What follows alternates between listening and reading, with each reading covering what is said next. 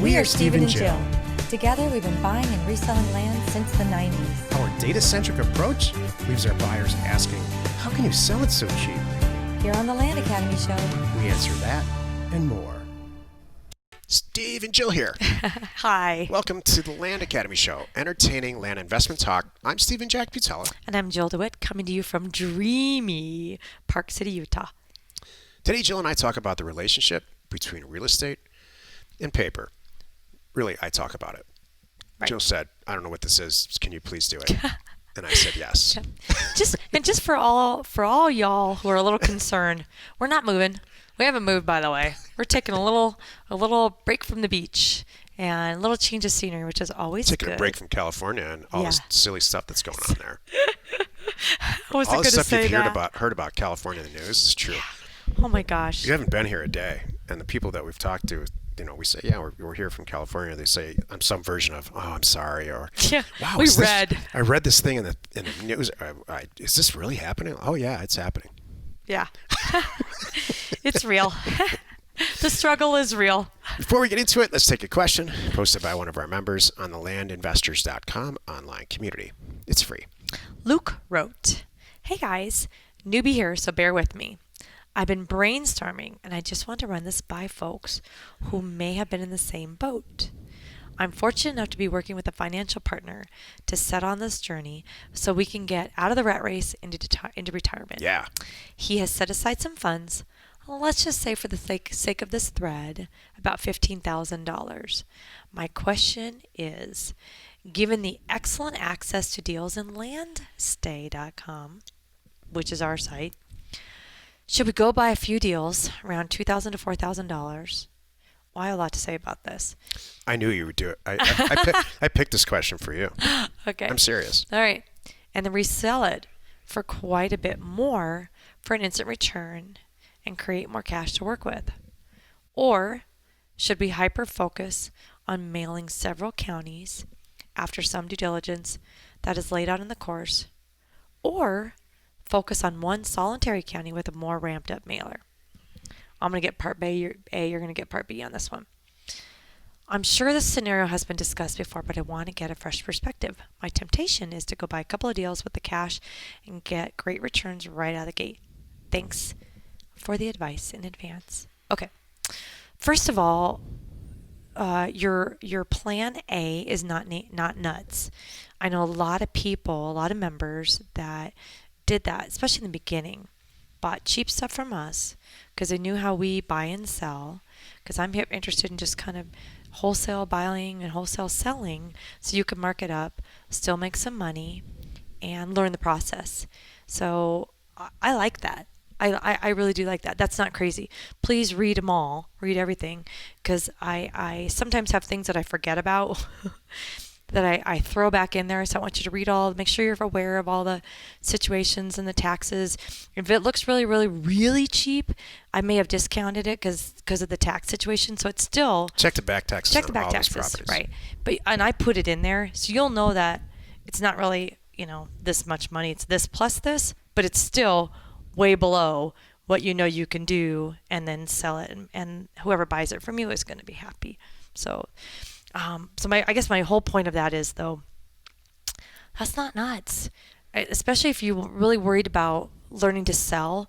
I kind of like that, getting to learn, how do I sell, how do I post a property, get the photographers, how do I make them look good, write the descriptions, kind of get that part of the business flowing, and then work on this part. Because the front end part with Steven, albeit is the most important, but there's a lot to it.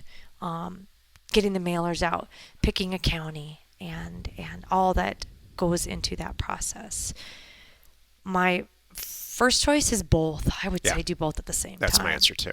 Okay. And I'll say this. There is no replacement for sending out mail. I talk about back tax properties and all these home runs that we hit and deal funding, and we have all these things.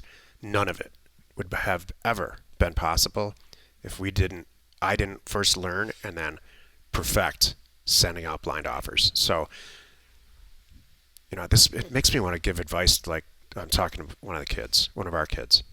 When is something shiny right in front of you, and then grab it and hold on to it, and when has that ever worked out? Right.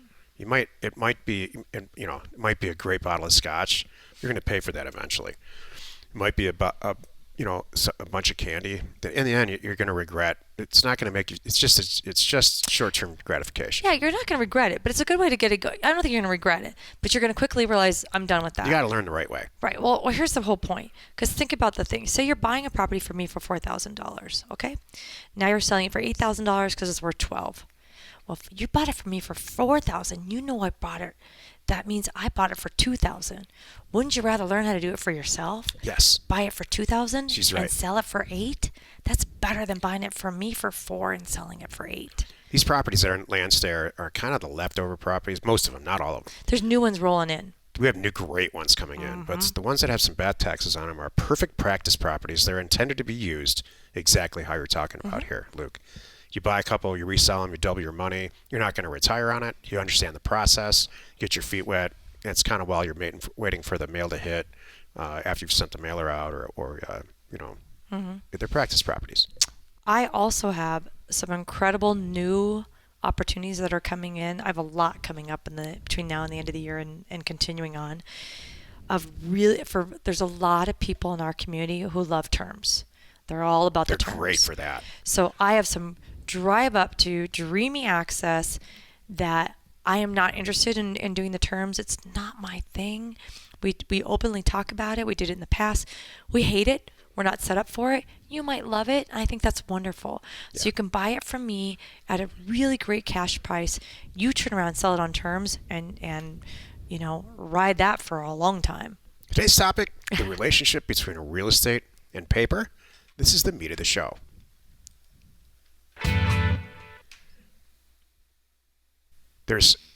I came up with this concept because real estate itself attracts people because of the physicalness of the property. So, picture 3 pieces of land. There's going to be one of them that sings to you. Like, I love mountain property. Some people love waterfront property. Some people just love cheap property. Beach. Yeah. Think of 3 houses or 3 types of property that have real estate on it. Maybe one's a strip mall. Maybe one's a broken down house. Maybe one's a completed, finished house, HGTV ready. Maybe one's a Class A office building that a pension fund owns. None of that matters. Here's the whole point to this, and this is not going to be a lengthy episode. What matters is what that piece of property looks like on paper. You can have the greatest house or the greatest piece of land or the greatest Class A office building and every single thing in between. If it's got too much debt on it, and that's a piece of paper, the mortgage. If it has too much accumulated back taxes on it, that's a piece of paper. It have too many liens that are mechanics liens or other things that go on. So there's all these papers that represent this piece of property, and I'll tell you personally, the property comes second to me. I don't care about the property half as much as Jill does. It's one of the infinite reasons why she and I do really well together. I care about that paper relationship between this asset. And I'll go look at the asset later. Mm-hmm. But I need to make sure that all the papers in order and the numbers on those papers make sense to me and fit into the big picture of what Jill and I are trying to do day in and day out. So please don't get caught up. I see a lot of people, mostly on bigger pockets, that are driving for dollars is the greatest point forever about how people are completely missing the relationship between paper and real estate. Please check these papers and have, it's not paper any longer. This is an old saying, and I don't hear it anymore. And I'm trying to bring it back. Which is? There's a relationship between real estate and paper that you can't. Yeah. You can't ignore. Yeah. It has to be good on paper. Who cares what it looks like? I used to hear this once a week in the 80s and 90s. Once it looks good on paper, now you can get into it and see what it really looks like. Now That's you can see if it's falling down. Right. If you like the window treatments. Correct. Whatever it is for you that makes, if it is a mountain property that you can build on. But right. Yeah, because if it doesn't work on paper, don't bother wasting your time and getting your hopes up and going to look at it. Yeah, so it's not even doesn't work on paper. So, and I'm not criticizing you at all, because I hear that more often now. Like, hey, does this business model work on paper? What they're saying is you did a pro forma. Can you get customers and all that? And that's all fine. There's actual things you can look up on a piece of real estate Like, what's the back taxes on that? It's Right. in a lot of ways, it's way more simple than any company.